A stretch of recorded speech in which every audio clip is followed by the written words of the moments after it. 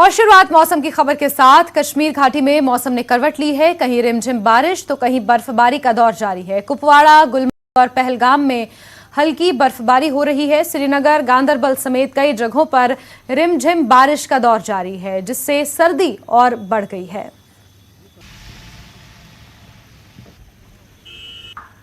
महकमे मौसमियात की पेशगोई के बाद ठीक आज फिर से बर्फबारी हुई। अगर हम इस साल की बात करेंगे यानी कि 2023 की बात करेंगे तो इस साल जो बर्फबारी हुई वो अलग तरीके से हुई, यानी कि इंस्टॉलमेंट्स में ये बर्फबारी हो रही है। यानी कि 15 दिन यहाँ पे जो मौसम साजगार रहता है और 15 दिन के बाद बर्फबारी शुरू हुई। ये सिलसिला बराबर जैसे ही दिसंबर का महीना शुरू हुआ, सर्दियों का महीना शुरू हुआ, उसके बाद जो बर्फबारी ने अलग सा एक करवट लिया है।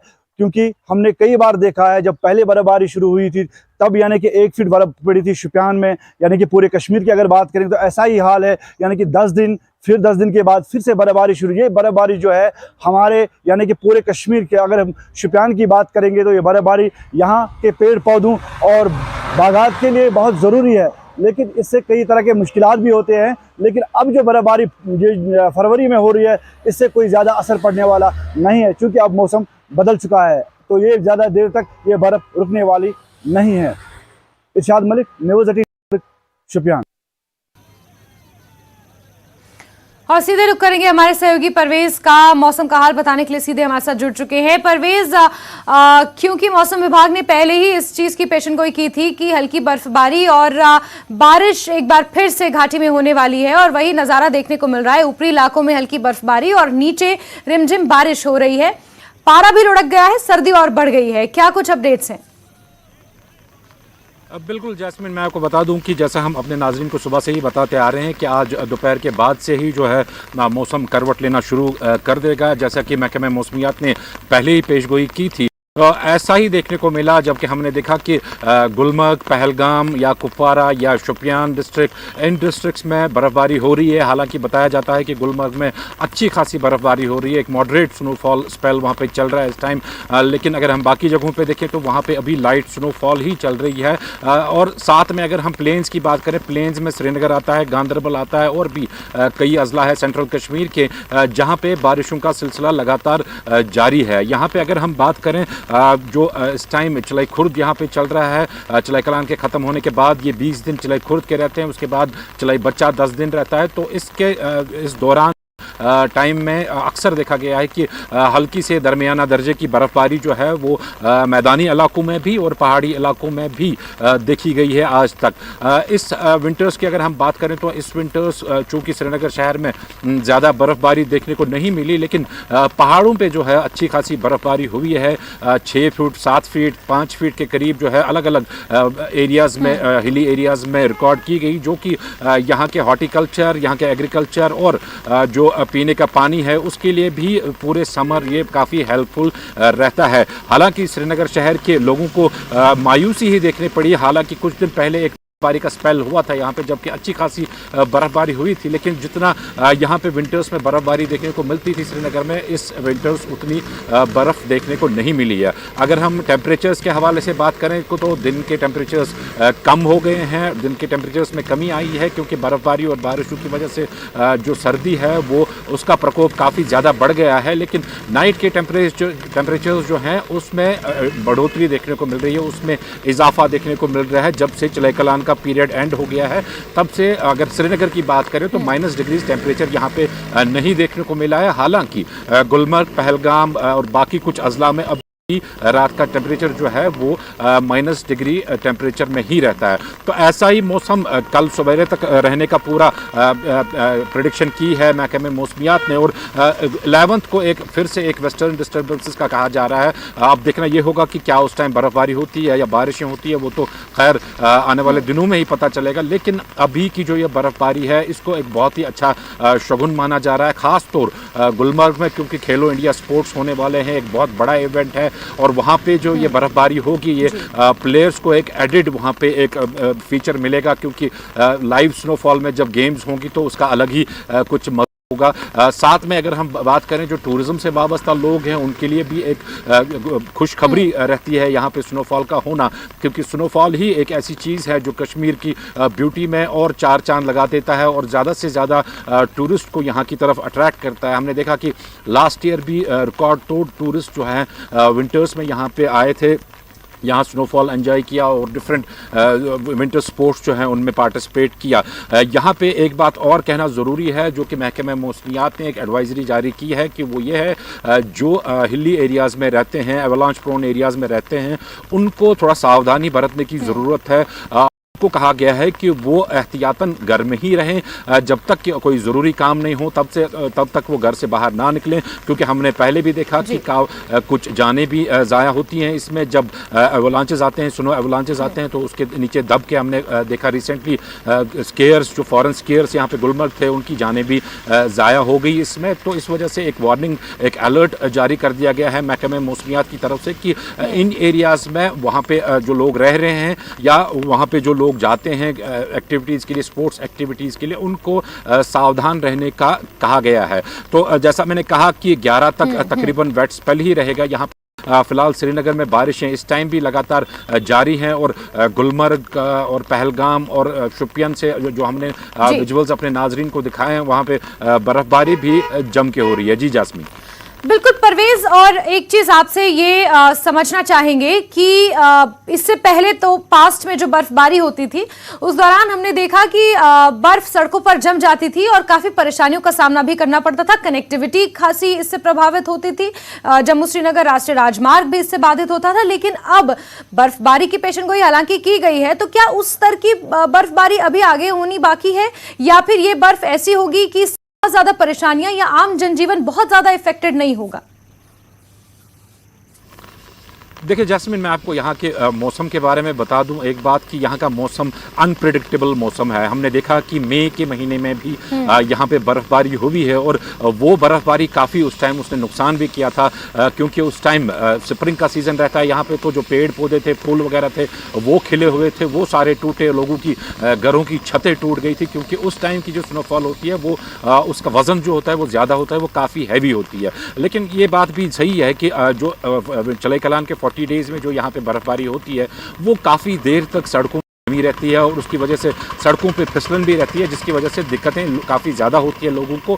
लेकिन जो इस पीरियड में बर्फबारी होगी ये ज़्यादा देर सड़कों पे नहीं टिकती है या पाथ्स वगैरह पे नहीं टिकती है, क्योंकि इसमें जो बर्फबारी के साथ साथ बारिशें भी मिक्स होती हैं और दूसरी ओर से टेम्परेचर भी है वो उतना माइनस डिग्रीज में नहीं है कि ये ज़्यादा देर बर्फ़ जमी रहे। हमने देखा कुछ दिन पहले ही जो बर्फबारी श्रीनगर में हुई, 2 दिन में वो सारी बर्फ़ जो है वो पिघल के पानी हो गई। इस वजह से ज़्यादा डिस्टर्बेंस नॉर्मल लाइफ इफेक्टेड नहीं होती है। हाँ, इतना ज़रूर है कि जो नेशनल हाईवे क्योंकि यहाँ पे अनप्रेडिक्टेबल है, कभी भी वहाँ पे गिरा सकती हैं, वो हल्की सी बारिश से भी पस्सियाँ गिराती हैं या अगर बर्फबारी हो उससे भी पस्सियाँ गिराती हैं और जो ट्रैफिक है, आवाजाही जो नेशनल हाईवे पे है वो रुक जाती है। अभी तक जो इतलात हैं, अभी तक जो नेशनल हाईवे पे ट्रैफिक है वो नॉर्मली चल रहा है, जो लास्ट रिपोर्ट्स हमारे पास आई थी। लेकिन जैसा मैंने कहा कि अनप्रेडिक्टेबल रास्ता है, कभी भी पस्सियाँ गिरा के ट्रैफिक को फिर रोक दिया जाता है।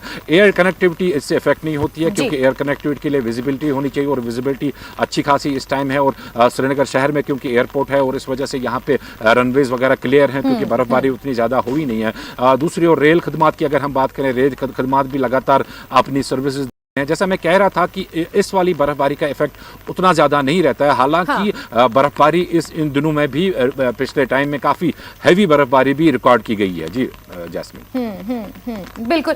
साथ ही परवेज एक आखिरी सवाल, क्योंकि खेलो इंडिया का जो तीसरा एडिशन है, गुलमर्ग उसकी मेज़बानी इस बार भी कर रहा है और बहुत से पर्यटन भी और बहुत से खिलाड़ी, क्योंकि बहुत से यूटीज से और अलग अलग राज्यों से यहाँ पर पहुंच रहे हैं, तो कुल मिलाकर इसकी रौनक भी देखने को मिलेगी और कहीं ना कहीं मौसम भी उसमें चार चांद लगाएगा, क्योंकि जाहिर सी बात है बर्फ का दीदार करने और धरती पर जन्नत का दीदार करने लोग वहां पहुंचते हैं और गुलमर्ग में ही इसकी मेजबानी इस बार हो रही है। बिल्कुल जैस्मिन, मैं आपको ये बता दूं कि जो खेलो इंडिया का जो इवेंट है यहाँ पे कश्मीर का जो टूरिज़्म है उसमें काफ़ी बूस्ट मिला है। इस पिछले 3 साल से ये इवेंट यहाँ पे ऑर्गेनाइज कराया जा रहा है और इससे काफ़ी ज़्यादा बूस्ट यहाँ के टूरिज़्म को मिला है। यहाँ पे हमेशा से सरकार की कोशिश थी कि विंटर टूरिज़्म को किस तरह से यहाँ पे प्रमोट किया जाए। उसके चलते जो विंटर स्पोर्ट्स हैं उन एक्टिविटीज़ को कैसे नेशनल लेवल पे लाया जाए, उसके चलते जो खेलो इंडिया का प्रोग्राम अब यहाँ पे पिछले 3 साल से कंटिन्यू हो रहा है। इस बार भी गुलमर्ग में ये प्रोग्राम होने जा रहा है, तो ये एक बहुत ही खुशाइंदा बात है यहाँ के लोगों के लिए। यहाँ जो टूरिज्म से वाबस्ता लोग हैं या इवन जो प्लेयर्स हैं जो स्पोर्ट्स से डिफरेंट स्पोर्ट्स से वाबस्ता लोग हैं, क्योंकि हमने देखा पिछले तकरीबन 15-20 दिन से लगातार इस सिलसिले में तैयारियां जो हैं वो जारी थी। यहाँ पे जो स्पोर्ट्स के लोग हैं वो इसमें प्रिपरेशन करने के लिए तैयारियां पार्टिसिपेट करने के लिए प्रिपरेशन कर रहे थे पूरी तरह से। दूसरी ओर अगर हम देखें जो स्नोफॉल आज हो रही है गुलमर्ग में, क्योंकि गुलमर्ग में कल से ये इवेंट शुरू होने जा रहे हैं, तो एक एडिड जो फीचर है जो टूरिस्ट हैं वहाँ पे उनको देखने को मिलेगा। एक साइड से वो विंटर स्पोर्ट्स जो वहाँ पे चलेंगे कल से, उसका आनंद ले सकते हैं, और दूसरी साइड से जो बर्फ़बारी, ताज़ा बर्फ़बारी और लाइव बर्फ़बारी में, क्योंकि अपना अलग ही मज़ा है, तो उसका भी वो आनंद लेंगे वहाँ पे। वो भी उनके लिए एक एडिड फीचर रहेगा। ये बात बिल्कुल आया है कि जो खेलो इंडिया है, खेलो इंडिया की वजह से है काफ़ी तादाद में न सिर्फ प्लेयर्स, न सिर्फ उनके जो ऑर्गेनाइजर्स वगैरह हैं, बल्कि सयाह भी काफ़ी तादाद में इस दौरान यहाँ पे आते हैं, क्योंकि बहुत बड़ा एक इवेंट रहता है, नेशनल एक इवेंट रहता है। हज़ारों की तादाद में जो है इसमें पार्टिसिपेशन रहती है और पूरे मीडिया में इसका ग्लेयर रहता है, और मीडिया अटेंशन की वजह से उसमें प्रमोशन भी काफ़ी ज़्यादा होता है। खासतौर गुलमर्ग की अगर हम बात करें तो वहाँ का प्रमोशन भी काफ़ी ज़्यादा होता है। तो इस वजह से ये जो प्रेडिक्शन है बर्फबारी की, या इस टाइम जो बर्फबारी हो रही है, ये बेशक इस इवेंट में भी 4 चांद लगा देगा। जी जैस्मिन। बिल्कुल परवेज, और इसी के साथ हल्की बर्फबारी और रिमझिम बारिश का दौर पूरे कश्मीर में जारी है। परवेज, नजर आप बना के रखिए, मौसम हाल आपसे जानते रहेंगे। फिलहाल के लिए बहुत शुक्रिया परवेज। चलिए आगे बढ़ेंगे। गुलमर्ग के पर्यटन स्थल पर खेलो इंडिया विंटर गेम्स में भाग लेने के लिए 29 राज्यों और केंद्र शासित प्रदेशों के एथलीट गुलमर्ग पहुंच रहे हैं। खेलो इंडिया के तहत शीतकालीन खेलों की प्रतियोगिताएं 10 फरवरी से गुलमर्ग में शुरू होंगी। स्नो क्रिकेट आज टिंगमर्ग क्रिकेट ग्राउंड में खेला जाएगा। इस अवसर पर केंद्रीय युवा मामले और खेल मंत्री अनुराग ठाकुर मौजूद रहेंगे। अनुराग ठाकुर स्थानीय युवाओं के साथ साथ उनसे बातचीत भी करेंगे, मुलाकात भी करेंगे। इस कार्यक्रम में विभिन्न बच्चे सांस्कृतिक कार्यक्रम भी प्रस्तुत करेंगे। टिंगमर्ग क्रिकेट ग्राउंड पर पूरी तैयारी भी कर ली गई है।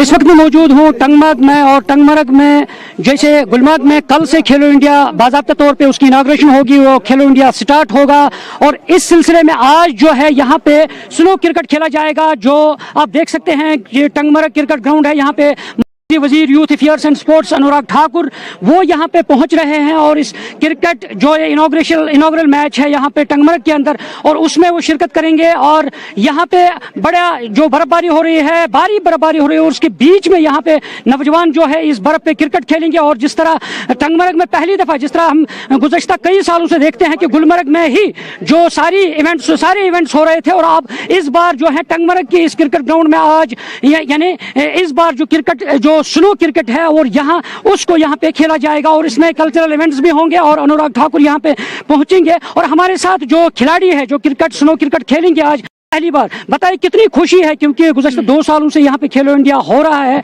और जो बच्चे हैं उनको एक अच्छा प्लेटफॉर्म फराहम हो रहा है, खासकर विंटर गेम्स के हवाले से।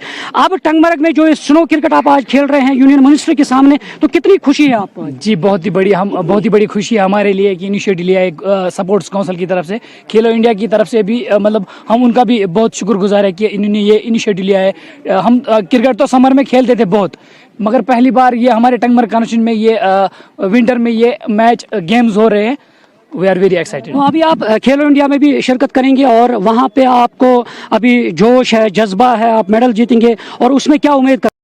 जी बिल्कुल, ये तो यंगस्टर्स के लिए भी बहुत ही मतलब उनके लिए भी एक क्या मतलब उनके लिए भी हम प्लेटफार्म बहुत ही बढ़िया इन्होंने रखा है। तो यहाँ पे एक और खिलाड़ी है, अभी ये भी इस क्रिकेट में हिस्सा लेंगे। आप बताएं कितनी खुशी है, और आज आप इस बर्फबारी के दौरान क्रिकेट खेल रहे हैं, वो भी यूनियन मिनिस्टर के सामने। जी, बड़ा एक्साइटेड फील कर रहे हैं कि इतनी बर्फबारी हो रही है, सब जीरो टेम्परेचर्स है, तो एक कम्प्लीटली यूनिक एक्सपीरियंस है, डिफरेंट एक्सपीरियंस है। And we are very thankful to the union minister sports कि उन्होंने हमारे लिए एक प्लेटफॉर्म बनाया थ्रू खेलो इंडिया। तो we are up for it, इंशाल्लाह मतलब विल ट्राई आवर बेस्ट, और देखेंगे क्या क्या होता है, लेकिन बड़ा मज़ा आएगा। इससे पहले अगर हम बात करें, स्नो क्रिकेट का कॉन्सेप्ट जो है वो ज़्यादातर नहीं देखा जा रहा था, तो गुज़श्ता कई सालों से यहाँ पे स्नो क्रिकेट खेला जा रहा है और आप भी खेल रहे हैं अभी, तो उसमें आप कितने सालों से स्नो पे क्रिकेट? नहीं है, स्नो पे तो क्रिकेट पहली बार खेलना है, इसलिए हम एक्साइटेड है। इससे पहले खेलते थे क्रिकेट, तो हम मतलब हर साल खेलते थे कंटिन्यूसली, लेकिन स्नो क्रिकेट मैंने पहले ही बताया कि मतलब एक कम्प्लीटली डिफरेंट एक्सपीरियंस है हमारे लिए, तो हम बड़ा एक्साइटेड है इसके लिए, बड़ा एक्साइटेड है। तो नाज़रीन, आपने सुना है कि यहाँ पे एक और खिलाड़ी, आप बताएं कितनी खुशी है, क्या कहेंगे आज स्नो पे आप क्रिकेट खेल? जी, पहली बार हमारे पहला एक्सपीरियंस है, तो होपफुली अच्छा ही रहेगा, और हम एक्साइटेड भी है बहुत ज़्यादा। तो हम नाज़रीन, आपने सुना है कि किस तरह बड़े एक्साइटेड है, बड़े जोश और जज्बा है इन खिलाड़ियों के अंदर। आप देख सकते हैं यहाँ पे तस्वीरों में, ये टंगमर्ग क्रिकेट ग्राउंड है जहाँ पे अभी जो तैयारियां हैं वो हो रही हैं, और यहाँ पे एक और खिलाड़ी, आप क्या कहना चाहेंगे? आज पहली बार हमें स्नो क्रिकेट खेलना है, पहली बार देखेंगे कि कैसा मजा आ रहा है। फिर भी हम थैंकफुल है गवर्नमेंट की तरफ से कि जिन्होंने खेलो इंडिया यहाँ पे लगाया है। तो सुना है नाजरीन आपने कि किस तरह यहाँ पे जो तैयारियां हैं वो मुकम्मल कर ली गई हैं, और अभी वो करीबन 4 बजे तक जो यूनियन मिनिस्टर है वो यहाँ पे पहुँचेंगे, और उसके बाद यहाँ पे क्रिकेट खेला जाएगा, इस स्नो क्रिकेट खेला जाएगा, और उसके बाद कल्चरल प्रोग्राम भी यहाँ पे किया जाएगा, और उसके बाद वो गुलमर्ग रवाना होंगे, और गुलमर्ग में शाम में हाईलैंड पार्क के स्लोप पर वहां मशल जलाकर वहां पे बाज़ाब्ता तौर पे वो एक डेमोन्स्ट्रेशन की जाएगी, और जो खिलाड़ी है, स्कीयर्स हैं, वो वहां पे मुजाहरा करेंगे अपनी स्कीइंग का, और उसके साथ साथ उसके फौरन बाद वहां पे कुछ और मुकाबले होंगे, और उसके बाद कल सुबह क्लब के मुकाम पे बाज़ाब्ता तौर पे खेलो इंडिया का जो आगाज होगा और उसकी इनॉग्रेशन होगी, और उसमें जितने भी स्टेट्स के 29 स्टेट्स के जो खिलाड़ी है, करीबन 2000 के करीब खिलाड़ी जो है वो गुलमर्ग पहुंच रहे हैं, और शाम तक सारे खिलाड़ी गुलमर्ग पहुंचेंगे। और काफी जोश जज्बा, जब हमने खिलाड़ियों से भी देखा है तो काफी जोश और जज्बा है उनमें, और कश्मीर के अंदर जो खिलाड़ी हैं उनमें भी काफी जोश जज्बा जा रहा है इस खेलो इंडिया की रिगार्डिंग, क्योंकि एक प्लेटफॉर्म फराहम हो रहा है गुलमर्ग के अंदर, और गुज़श्ता 3 सालों से जो खेलो इंडिया है उसकी मेजबानी गुलमर्ग कर रहा है, और उसमें जो बच्चों को एक अच्छी विंटर गेम्स में प्लेटफॉर्म फराहम हो रहा है। न्यूज़ 18 जम्मू कश्मीर के लिए मैं टंगमर्ग से मुनीर हुसैन हुर्रा। और आगे भी खबरों का रुख करेंगे, लेकिन वक्त एक छोटे से ब्रेक का, और ब्रेक के बाद खबरों के सिलसिले को आगे बढ़ाते हैं। जिला रियासी पंचायत साड़ी के मक्खन सिंह ने एक अनोखी मिसाल पेश की है। मक्खन सिंह ने साड़ी पंचायत में ऐसी फसलों की पैदावार की है जो विदेशों में पाए जाते हैं। मक्खन सिंह का कहना है कि सड़क नहीं होने की वजह से काफ़ी दिक्कतों का सामना करना पड़ता है। वो कहते हैं कि अगर गाँव में सड़क पहुँचती तो मैं फलों की ऐसी पैदावार करता कि रिकॉर्ड तोड़ देता। हमें जो खेती बाड़ी करते तो काफ़ी साल हो गए, हम 17-18 साल की उम्र में जो फसल की काम करने शुरू की थी, हमें मक्की वगैरह, कम से कम 30-35 साल पहले से अखरोट के पौधे लगाना शुरू किए, उसके साथ साथ सेब के लगाना शुरू किए, तो फिर खबानी के लगाना शुरू किए। तो जैसे ये हमारे साथ में जो जापानी फल है, तो ये हमें हिमाचल से इसको लाकर जहाँ लगाया, तो हम लगा तो रहे हैं, मगर समस्या हमारी ये है कि हमारे रोड की समस्या है। तो जैसे हम तहसील बमाग में, डिस्ट्रिक्ट रियासी में, तो अपनी पंचायत साड़ी में रहते हैं, तो हमारा अपने तहसील हेडक्वार्टर में जाने के लिए रोड नहीं है, अपने डिस्ट्रिक्ट के लिए जाने के लिए रोड नहीं है। तो ये जो वाली एट में हम तैयार करते हैं, तो ये कहीं भी पहुँचाने का कोई साधन नहीं है। तो जैसे तो इसकी शौक पड़ी है कि चलो दुनिया में लोग इसकी बागवानी कर रहे हैं, तो हमें भी करना चाहिए। बाकी लोग भी करते हैं, हम लोगों को भी कहते हैं कि सभी लोग ये बागवानी करें, तो हमारे इस एरिया की मक्की वगैरह जो होती है उसका इन्हें बेनिफिट नहीं हो सकता है, और इसकी बागवानी की बहुत ज़्यादा आमदनी है। मगर लोग, हम तो एक शौक तौर पर लगा रहे हैं, मगर लोग तो इस वजह से नहीं लगाते हैं कि जहाँ से लेंगे कहाँ।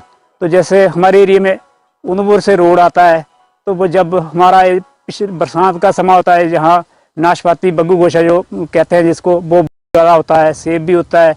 तो जब हमारा रोड महीना महीना बंद हो जाता है, 20-25 दिन बंद हो जाता है, वो सीजन जो होता है वो ख़त्म हो जाता है, तो हमारा जितना भी इस एरिए का फ्रूट वो सब खराब हो जाता है। और उसके लिए फिर लोग वो पीछे हट जाते हैं कि हम क्या करेंगे इसको लगा के कि हमारा जो फ्रूट है वो कहीं मार्केट में पहुंच नहीं सकता है। आगे बढ़ेंगे और आतंकी अफजल गुरु की 9वीं बरसी पर कश्मीर घाटी में सुरक्षा के पर्याप्त बंदोबस्त किए गए हैं। घाटी में शांतिपूर्ण माहौल है। श्रीनगर में मुख्य बाजार, पोलो व्यू, लाल चौक और हरि सिंह हाई स्ट्रीट खुले हैं। सरकारी कार्यालयों में भी कामकाज सुचारू रूप से चल रहा है।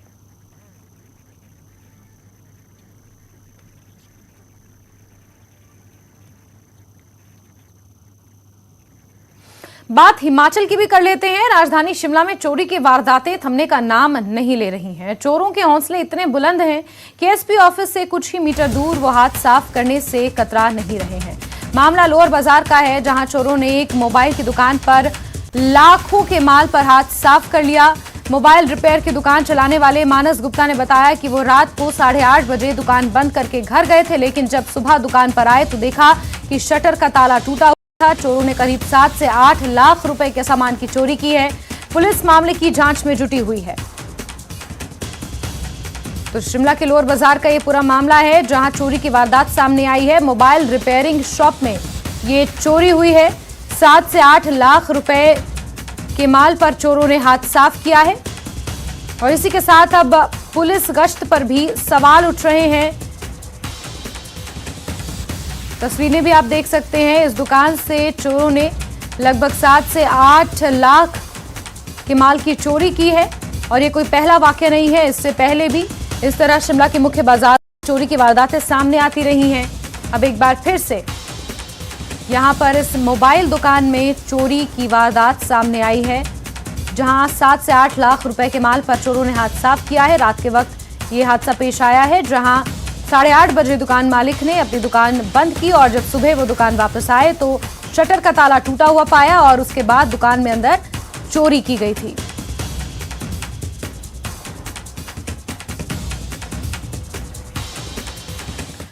वहीं सीएम सुक्खू दिल्ली के दौरे पर हैं। केंद्रीय मंत्रियों और कांग्रेस नेताओं से वो मुलाकात कर रहे हैं। कल गोवा भी जा सकते हैं सीएम सुक्खू। राज्यपाल राजेंद्र विश्वनाथ आर्लेकर से मुलाकात करेंगे। शादी समारोह में शिरकत करने का कार्यक्रम रखा गया है। तो आपको अहम जानकारी दे रहे हैं, सीएम सुक्खू 3 दिनों से दिल्ली के दौरे पर हैं। आज उनका तीसरा दिन है दौरे का। इससे पहले उन्होंने केंद्रीय मंत्री नितिन गडकरी और आरके सिंह से मुलाकात की। विद्युत परियोजनाओं, सड़क विस्तारीकरण जैसे मुद्दों पर चर्चा की गई। और आज भी कई केंद्रीय मंत्रियों से मुलाकात का और कांग्रेस नेताओं से मुलाकात का कार्यक्रम तय किया गया है। इसके अलावा ऐसा माना जा रहा है कि कल वो शादी समारोह में शिरकत करने और राज्यपाल राजेंद्र विश्वनाथ आर्लेकर से मुलाकात के सिलसिले में गोवा भी जा सकते हैं।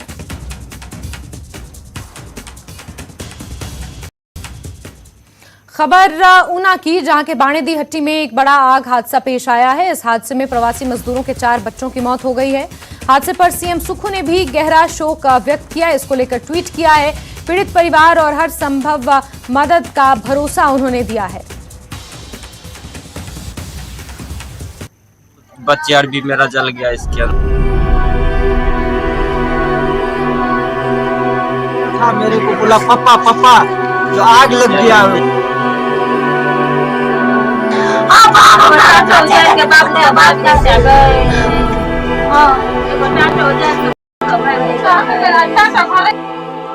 ऊना में थाना अंबे के बनेदी हट्टी में बने प्रवासी मजदूरों की 2 झुग्गियों में अचानक आग लग गई।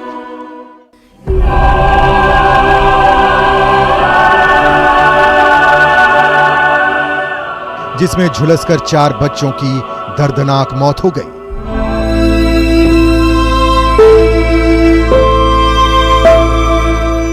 मृतक बच्चों में 3 सगे भाई बहन थे। पुलिस मामले की जांच कर रही है। वो भी नींद में था। वो बोला पापा पापा वो तो आग लग गया, देखो उधर कहीं आग लग गया। जैसे मैं आंगन में निकले वैसे देखे पूरा 4-5 मिनट का अंदर में जाए दोनों। पीड़ित परिवार का कहना है कि वो और उनकी पत्नी एक झुग्गी में सो रहे थे। और उनका बच्चा साथ के दूसरी झुग्गी में सो रहा था। तभी अचानक आग भड़क गई। जब तक कुछ लोग समझ पाते तब तक 3 बच्चे और एक रिश्तेदार का बेटा आग की चपेट में आ गया। मार खा के सब सो गया था इधर। अब मालूम नहीं आग कभी लग गया, ये नहीं कोई देखा। सब ये जल गया ना, तब मालूम पड़ा जो आग लगा है, तब उठ के आया। तब तो बच्चे और भी मेरा जल गया इसके अंदर। कितने बच्चे थे? 4 था। इस घटना पर शोक जताते हुए मुख्यमंत्री सुखविंदर सिंह सुक्खू ने कहा कि अति दुखद जिला ऊना में अंब के पास आगजनी के बनेदी हट्टी से 6 से 17 साल के 4 बच्चों की जिंदा जलकर मरने की खबर से दुखी हूँ। भगवान से प्रार्थना करता हूँ कि वह मृतकों की आत्मा को शांति प्रदान करे व परिजनों को इस दुख को सहने की शक्ति दे। ओम शांति।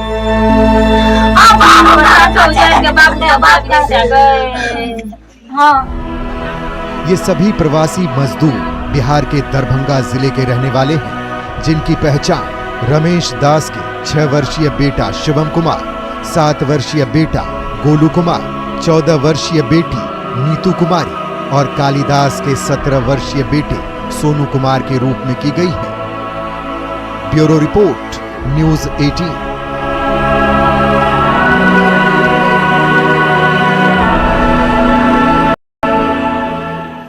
और इसी के साथ बुलेटिन में फिलहाल के लिए बस इतना ही। नमस्कार।